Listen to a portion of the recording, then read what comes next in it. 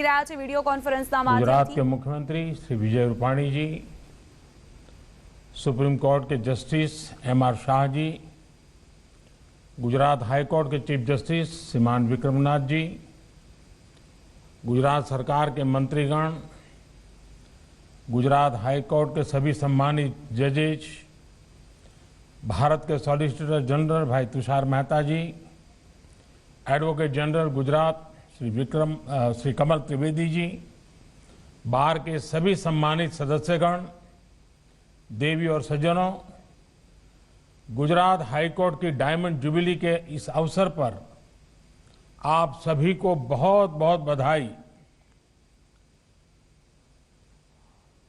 અને ગુજરાતના સૌ વાલા નાગરિક ભાઈઓ બહેનોને પણ ખૂબ ખૂબ બધાઈ।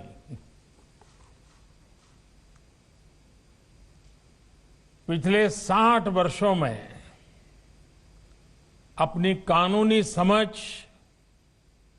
अपनी विद्वत्ता और बौद्धिकता से गुजरात हाई कोर्ट और बार दोनों ने ही एक विशिष्ट पहचान बनाई है। गुजरात हाई कोर्ट ने सत्य और न्याय के लिए जिस कर्तव्य निष्ठा से काम किया है, अपने संवैधानिक कर्तव्यों के लिए जो तत्परता दिखाई है, उसने भारतीय न्याय व्यवस्था और भारत के लोकतंत्र दोनों को ही मजबूत किया है। गुजरात हाई कोर्ट की इस अविस्मरणीय यात्रा की स्मृति में आज एक डाक टिकट जारी किया गया है। मैं इस अवसर पर न्याय जगत से जुड़े आप सभी महानुभावों को, गुजरात की जनता को अपनी शुभकामनाएं देता हूं। माननीय, हमारे संविधान में लेजिस्लेचर, एग्जीक्यूटिव और जुडिशरी, उनको दी गई जिम्मेदारी हमारे संविधान के लिए प्राणवायु की तरह है। आज हर देशवासी पूरे संतोष से ये कह सकता है कि हमारी जुडिशरी ने, न्यायपालिका ने संविधान की प्राणवायु की सुरक्षा का अपना दायित्व पूरी दृढ़ता से निभाया है। हमारी जुडिशरी ने हमेशा संविधान की रचनात्मक और सकारात्मक व्याख्या करके खुद संविधान को भी मजबूत किया है। देशवासियों के अधिकारों की रक्षा हो, निजी स्वतंत्रता का प्रश्न हो, या ऐसी परिस्थितियां रही हो जब देश हित को सर्वोच्च प्राथमिकता देनी हो, जुडिशरी ने अपने इन दायित्वों को समझा भी है और निभाया भी है। आप सभी भी भली भांति जानते हैं कि भारतीय समाज में रूल ऑफ लॉ सदियों से सभ्यता और सामाजिक ताने बाने का, हमारे संस्कार का आधार रहा है।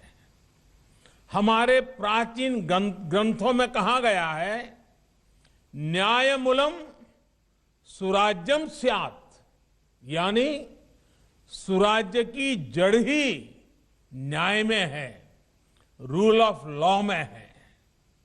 ये विचार आदिकाल से हमारे संस्कारों का भी हिस्सा रहा है। इसी मंत्र ने हमारे स्वतंत्रता संग्राम को भी नैतिक ताकत दी और यही विचार हमारे संविधान निर्माताओं ने भी संविधान निर्माण के समय सबसे ऊपर रखा था। हमारे संविधान की प्रस्तावना रूल ऑफ लॉ के इसी संकल्प की अभिव्यक्ति है। आज हर एक देशवासी को गर्व है कि हमारे संविधान की इस भावना को, इन मूल्यों को हमारी न्यायपालिका ने निरंतर ऊर्जा दी है, दिशा दी है। न्यायपालिका के प्रति इस भरोसे ने हमारे सामान्य से सामान्य मानवी के मन में एक आत्मविश्वास जगाया है, सच्चाई के लिए खड़े होने की उसे ताकत दी है। और जब हम आजादी से अब तक देश की इस यात्रा में जुडिशरी के योगदान की चर्चा करते हैं, तो इसमें बार के योगदान की चर्चा भी आवश्यक होती है। हमारी न्याय व्यवस्था की ये गौरवशाली इमारत बार के ही पिलर पर खड़ी है। दशकों से हमारे देश में बार और जुडिशरी मिलकर ही न्याय के मूलभूत उद्देश्यों को पूरा कर रहे हैं। हमारे संविधान ने न्याय की जो धारणा सामने रखी है, न्याय के जो आदर्श भारतीय संस्कारों का हिस्सा रहे हैं, वो न्याय हर भारतीय का अधिकार है। इसलिए ये जुडिशरी और सरकार दोनों का ही दायित्व है कि दुनिया के सबसे बड़े लोकतंत्र में वो मिलकर world class judicial system, justice system खड़ा करे। हमारा जस्टिस सिस्टम ऐसा होना चाहिए जो समाज के अंतिम पायदान पर खड़े व्यक्ति के लिए भी सुलभ हो, जहां हर व्यक्ति के लिए न्याय की गारंटी हो और समय से न्याय की गारंटी हो। आज न्यायपालिका की तरह ही सरकार भी इस दिशा में अपने कर्तव्यों को पूरा करने के लिए निरंतर प्रयास कर रही है। भारत के लोकतंत्र ने, हमारी न्यायपालिका ने कठिन से कठिन समय में भी भारतीय नागरिकों के न्याय के अधिकार को सुरक्षित रखा है। कोरोना वैश्विक महामारी के समय हमें इसका उत्तम उदाहरण फिर एक बार देखने को मिला है। इस आपदा में अगर एक और देश ने अपना सामर्थ्य दिखाया, तो दूसरी ओर हमारी न्यायपालिका ने भी अपने समर्पण और कर्तव्य निष्ठा का उदाहरण पेश किया है।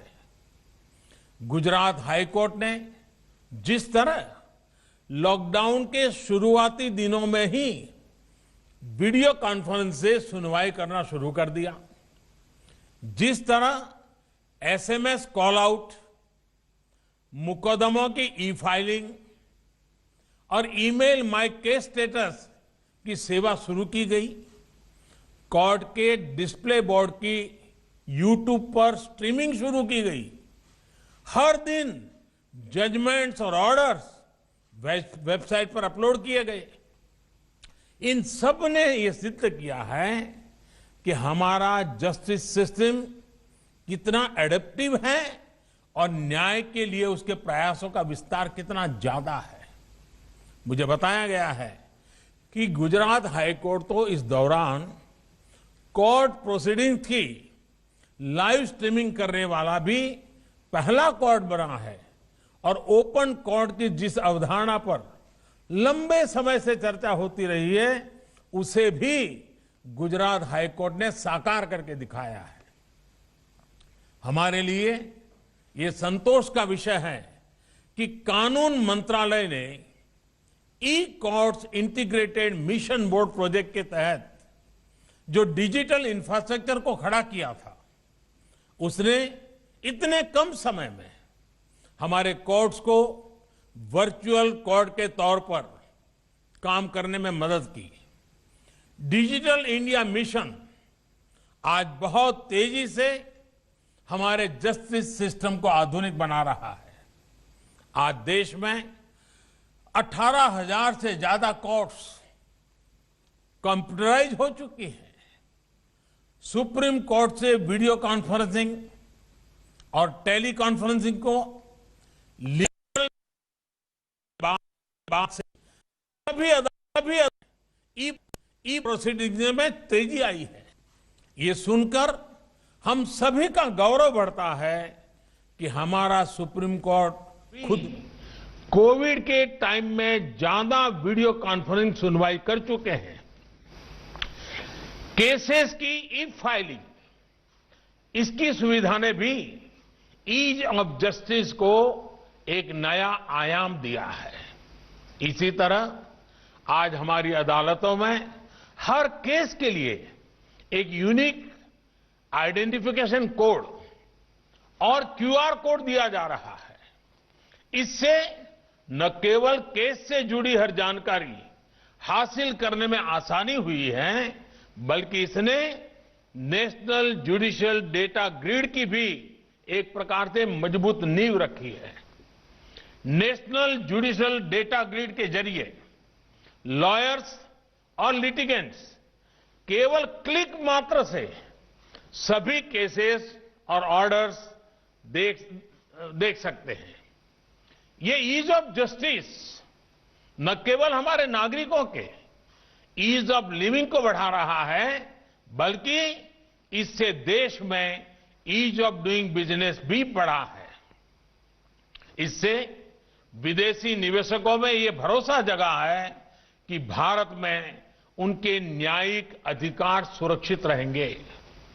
2018 की अपनी डूइंग बिजनेस रिपोर्ट में वर्ल्ड बैंक ने भी नेशनल जुडिशियल डेटा ग्रिड की प्रशंसा की है। माननीय, आने वाले दिनों में भारत में ईज ऑफ जस्टिस और भी तेजी से बढ़े, इस दिशा में सुप्रीम कोर्ट की ई कमेटी एनआईसी के साथ मिलकर काम कर रही है। मजबूत सुरक्षा के साथ साथ क्लाउड बेस्ड इंफ्रास्ट्रक्चर जैसी सुविधाओं को शामिल करने पर काम हो रहा है। हमारे जस्टिस सिस्टम को फ्यूचर रेडी बनाने के लिए न्यायिक प्रक्रियाओं में आर्टिफिशियल इंटेलिजेंस के इस्तेमाल की संभावनाओं को भी, एआई की संभावनाओं को भी तलाशा जा रहा है। आर्टिफिशियल इंटेलिजेंस से जुडिशरी की एफिशिएंसी भी बढ़ेगी और स्पीड भी बढ़ेगी। इन प्रयासों में देश का आत्मनिर्भर भारत अभियान बड़ी भूमिका निभाने वाला है। आत्मनिर्भर भारत अभियान के तहत भारत के अपने वीडियो कॉन्फ्रेंसिंग प्लेटफॉर्म को भी प्रोत्साहित किया जा रहा है। देश में डिजिटल डिवाइड को कम करने के लिए, सामान्य लोगों की मदद के लिए हाई कोर्ट्स और डिस्ट्रिक्ट कोर्ट्स में ई सेवा केंद्र भी खोले जा रहे हैं। हम सभी ने देखा है कि महामारी के इस कठिन समय में ऑनलाइन ई लोक अदालत भी एक न्यू नॉर्मल बन गई है। संयोग से ये गुजरात ही था जहां 35-40 साल पहले जूनागढ़ में पहली लोक अदालत लगाई गई थी। आज ई लोक अदालत समयबद्ध और सुविधापूर्ण न्याय का एक बड़ा माध्यम बन रही है। देश के 24 राज्यों में अब तक लाखों मुकदमे ई लोक अदालतों के में आ चुके हैं और उनका निपटारा भी हो रहा है। यही गति, यही सुविधा और यही विश्वास आज हमारी न्यायिक व्यवस्था की मांग है। गुजरात एक और बात के लिए भी अपने योगदान के लिए गर्व करता रहा है। गुजरात पहला राज्य था जिसने इवनिंग कोर्ट की परंपरा शुरू की थी और गरीबों की भलाई के लिए अनेक इनिशिएटिव लिए थे। किसी भी समाज में नियमों और नीतियों की सार्थकता न्याय से ही होती है। न्याय से ही नागरिकों में निश्चिंतता आती है और एक निश्चिंत समाज ही प्रगति के बारे में सोचता है, संकल्प लेता है और पुरुषार्थ करके प्रगति की ओर बढ़ता है।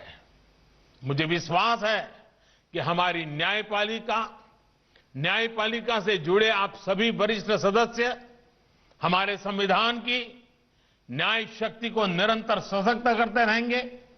न्याय की इसी शक्ति से हमारा देश आगे बढ़ेगा और आत्मनिर्भर भारत का सपना हम सब अपने प्रयत्नों से, अपने पुरुषार्थ से, हमारी सामूहिक शक्ति से, हमारी संकल्प शक्ति से, हमारी अविरत साधना से हम सिद्ध करके रहेंगे। इन्हीं शुभकामनाओं के साथ आप सभी को एक बार फिर डायमंड जुबिली की बहुत बहुत बधाई, अनेक अनेक शुभकामनाएं। आनंद थयो। आज घણા બધાને મળવાનું થયું। અનેક જૂના મિત્રોના ચહેરા સ્ક્રીન પર જોઈ રહ્યો છું। લાંબા સમય પછી જોઈ રહ્યો છું। અનેક વડીલોના પણ આજે દર્શન થઈ રહ્યા છે। ખૂબ આનંદ થયો બધાને દૂર દૂરથી પણ મળીને। ખૂબ ખૂબ ધન્યવાદ। પ્રધાનમંત્રી નરેન્દ્ર મોદીએ ગુજરાત હાઈકોર્ટની ડાયમંડ જ્યુબિલી પર વિડીયો કોન્ફરન્સના માધ્યમથી સંબોધન કર્યું, જેમાં તેમણે જણાવ્યું કે ટેકનોલોજીનો જે સકારાત્મક ઉપયોગ કરવામાં આવી રહ્યો છે તેનાથી આત્મનિર્ભર ભારતનું સપનું સાકાર થઈ રહ્યું છે। સંવિધાનમાં લોકોનો વિશ્વાસ વધારે ને વધારે ગાઢ બની રહ્યો છે।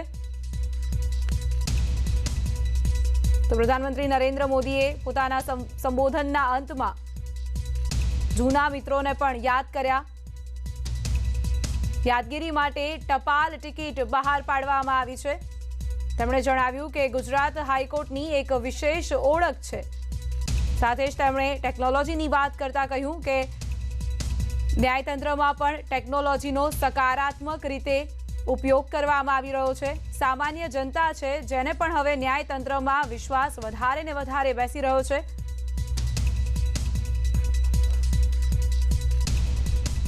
ગુજરાત હાઈકોર્ટની ડાયમંડ જ્યુબિલી પર આજે પ્રધાનમંત્રી નરેન્દ્ર મોદીએ વિડીયો કોન્ફરન્સના માધ્યમથી સંબોધન કર્યું। સાથે જ યાદગીરી માટે ટપાલ ટિકિટ પણ બહાર પાડવામાં આવી છે। સત્ય સાથે હાઈકોર્ટે કામ કર્યું હોવાનું તેમણે પોતાના સંબોધનમાં જણાવ્યું।